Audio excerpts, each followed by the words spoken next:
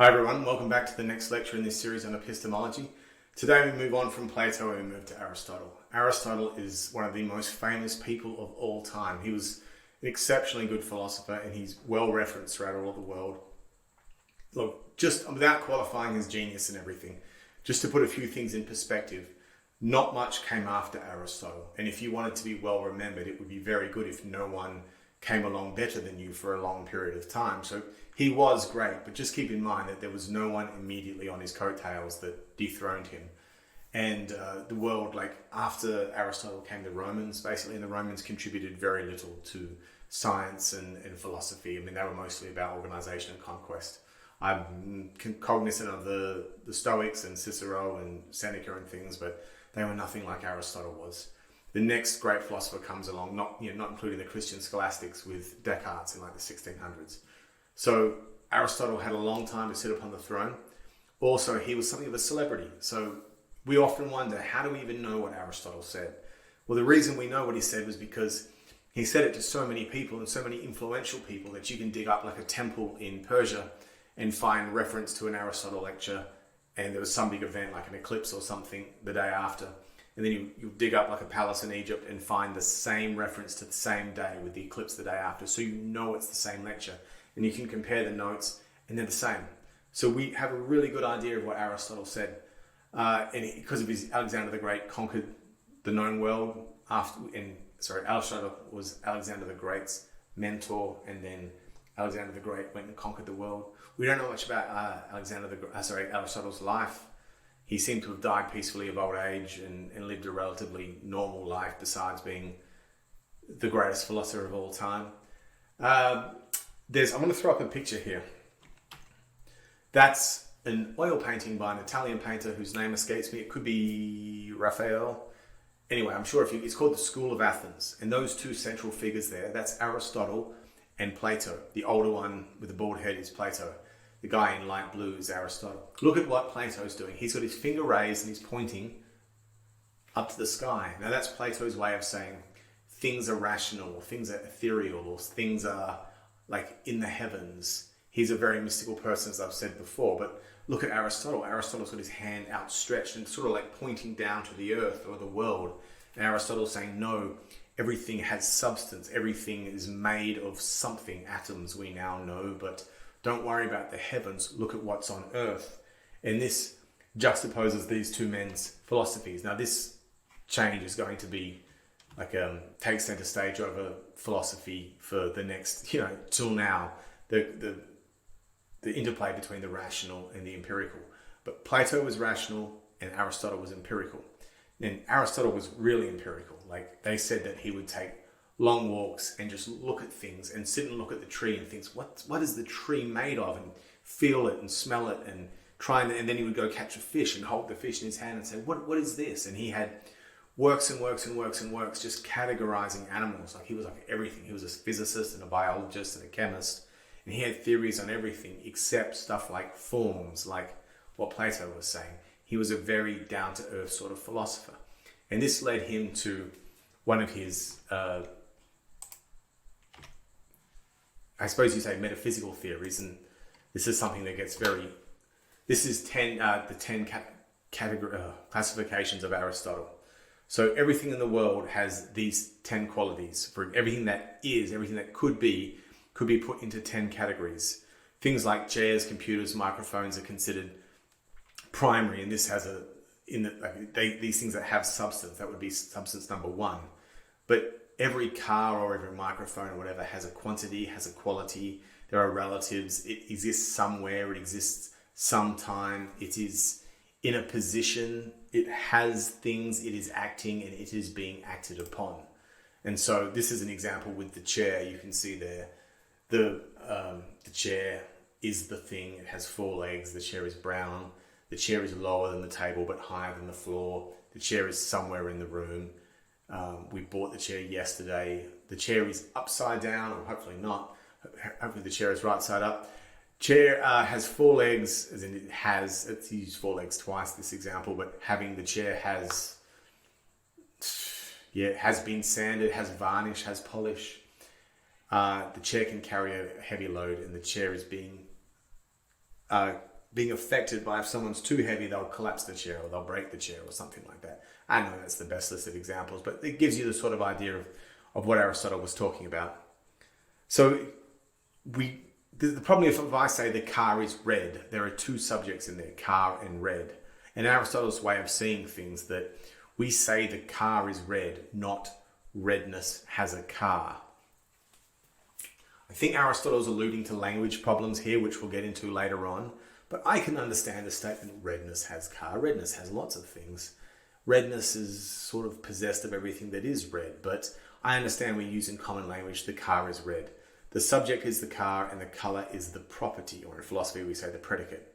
Substance is key. And this word substance was such an Aristotelian term. It dominated philosophy for a long, long time. Now this is really more metaphysics. This is what exists. To come to epistemology, however, Aristotle's got an epistemological theory known as the four causes. So every single thing has four causes. Bear with me, we'll get to it. Number one is material. What is it made up of? So the ship of Theseus was made of what? Wood, rope, and canvas or something like that, and nails and all the other things that go into making a boat. But if I get you wood, rope, canvas, and everything and throw it in a pile, that is not a boat. We require at least one more cause and three more causes in Aristotle's opinion. It has to be efficient. And what that meant in ancient Greek apparently was how it was brought into being. So then you take the wood and you get a shipbuilder to come along and put the wood where it should go, the rope where it should go. Presumably some sort of blueprint or plan is involved and hammers and nails, and you build the boat. And that's as opposed to like laying an egg or birthing a baby or synthesizing a potion or something like that. Then there's the formal, its shape.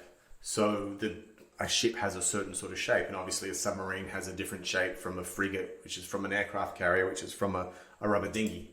But the last one, and the really significant one, and the one that this is another one of these things that just changes the world, is Aristotle thought to include the final cause. So that is to say, what is its purpose? So if I take wood, canvas, rope and everything, and then I build it, and I give it a certain sort of shape, it's still not yet a ship, or even a ship of Theseus. For it to be a ship, it has to go in the water and float and go off and do something. And for it to be the ship of Theseus, it has to sail to Minos, fight a minotaur, or carry someone who's got to fight a minotaur and carry them back, and then sit in the port of Athens for the next 500 years or whatever it was. So that's really Aristotle's epistemology. I'm going to stop here and try and apply this epistemology to our examples of the things we were doing about hypergamy, diversity, and trying to understand it. So what Aristotle is really talking about here is really understanding substance. So when I did my example before about, sitting is in the room with me or being is in the room with me, those things don't have substance. And so what I'm talking about is, are the genders equal? We say a woman, right? A woman or a man. Those are the two genders primarily that we're talking about here. We already applied Aristotle's four causes. So the first one was the substance. So it's that flesh and bone and something like that. How it came into being. Now that's a good question. We could say that men and women are birthed like a baby, but perhaps a woman comes into being by a rite of passage, or certainly a man perhaps comes into being by a rite of passage. You have to go out and kill a deer and eat its liver or something like that, or shoot something, or one of these things that they used to do in the old days. We don't do them so much. That might explain that men have changed, because there's the absence of a rite of passage. If a woman never has a baby or never marries, is she still a woman? Maybe that's what he means about the efficient, about how it came into being. Then there's the shape, or was it the form of it? Yeah, you could get in a lot of trouble talking about what a woman should look like, I suppose. So let's do men. Should men have beards? What about these guys that can't grow beards? Does that make them not men? Should they be muscular? Should they be tall? It's not really working for us in the modern format. So this is really getting to the idea that there are a great many genders. I mean, did Aristotle think that all men had to look the same? What did he think? Maybe men just, in the form, it just was about the primary sex organ that hangs off us, or is it about hairy chests or muscles or something? Who knows? But then the really, really difficult one with Aristotle is the purpose. So like the telos, the teleology is what he really called it. That fourth cause was about what is our purpose on the earth. And as soon as you start saying, and this is a very interesting philosophical concept, that men have a purpose and that women have a purpose. Now, again, we know in the modern times, if you say the purpose of a woman is to, and try and complete that sentence, then that's going to come across as sexist. Less so with men. I still think that we can talk about what men ought to do with their lives. But there's a really interesting problem that David Hume came up with called the is-ought gap, in which he said just because you know something is a rock doesn't know you know what it ought to do. It doesn't follow directly from the word is that we know what a thing ought to do. And much later, a guy, I think Alistair McIntyre was the guy that solved the problem, or at least that's where I first read that someone had solved the problem. Alistair McIntyre said, oh, rubbish. It is a fence, therefore it ought to keep people out of a yard. It is a gate, therefore it ought to stop people from entering the yard. It is a latch, therefore it ought to stop the gate opening and closing. It is a lock, therefore it ought to stop the latch from opening and closing. It is a key, therefore it ought to operate the lock, to open the latch, to open the gate so people can walk through. And that all seems to work really well. Why? When David Hume said you can't get an is from an ought. McIntyre's idea was that fence, gate, latch, lock, and key all have functions. We know what a fence ought to do because the function is predicated within the term fence. Fence is supposed to keep people out. I suppose some fences are ornamental and are just there for show, but surely, we know what a latch and a lock all ought to do because they have their function predicated within it. Now, when we lost Aristotle, which we're about to do in the 1600s, we lost this idea that a human is defined by, in part, at least in quarter of their part, by what they ought to do with their life. And we could easily solve the gender question by going back to the idea of saying men ought to something, and then if a guy said, no, men ought to go to war, let's say that. And then there's a guy that says, no, I'm a conscionable ejector or whatever, I'm going to flee up to Canada and I'm never going to war, then we could say, then you are not a man because you are not serving the function. Or with a woman, we could say, a woman ought to have babies, and if she doesn't, then she's not a woman or something like that. Now, there's no way that would be considered just, and you would be very, very unpopular and perhaps even in trouble with your local Human Rights Commission if you ever suggested something like that serious. But we're not here to discuss ethics and right and wrong and justice. We're here to discuss epistemology. And I can understand where Aristotle was going with this idea that something had to have a purpose. Aristotle's idea was saying an acorn's purpose is to become an oak tree. It can't become anything else. And he seemed to think thus it is with humans as well. We lost our courage, or we'd come up with a new idea of right and wrong or of justice, that we don't say in this liberal egalitarian world that we live in that human beings have a purpose of what they ought to do, and if you're not doing it, then you're not really a human, or you're a bad human, or something like that. But I guess in Aristotle's opinion, there are no men and women anymore because we don't serve our purpose anymore, and we lack that fourth cause. But it's very interesting. Look, something else you have to say about Aristotle is, and this is another one of those well-worn paths, that this is probably the most known thing about Aristotle, I think, is to say that he had this idea that there were three souls. He talked a lot about the soul, and he would say that a vegetable, like vegetation, like a tree or a plant or a capsicum bush or whatever, it had the ability to nourish. It was always after food and water or something like that. But then a graduation above that, which would be an animal, a dog or a cat or a rat or a horse or whatever, it had appetite as well. And then it also had the appetite for, it also was seeking nourishment or to thrive or to grow or something like that, like a vegetation was.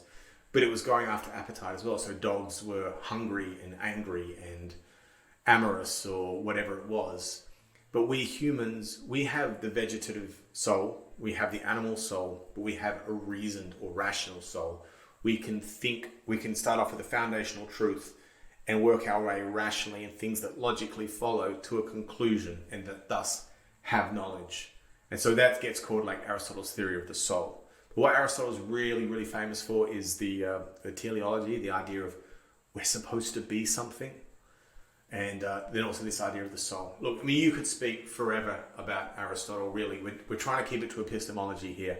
But he was so famous. He wrote on everything. Like, he was presenting lectures every day, and he was very, very active and wrote all the time. Unfortunately, a lot of what he wrote, we lost. His most famous works are like the Nicomachean Ethics. And Nicomacheus, I hope I'm pronouncing that correctly, was his son. and his son gathered all his notes together and published that book. It's not actually written by Aristotle himself. There's an earlier version of Ethics which isn't considered to be Aristotle's best work, but that was composed by a student of his, and that's an earlier version of Ethics. So we don't always have exactly what Aristotle wrote. He was just so influential the world over. And we see that when Christianity comes along, which is going to be what we'll talk about next, Aristotle hangs around, and I won't even say piggybacks. It's hard to see who's doing the carrying and who's doing the piggybacking with Christianity and Aristotle, but nevertheless, they hold hands and walk together. How about that analogy? All right, great. I mean, we could talk about Aristotle all day, but let's leave it there, and we'll pick up again in the next lecture. This is Charlie Delto, and I'll see you soon.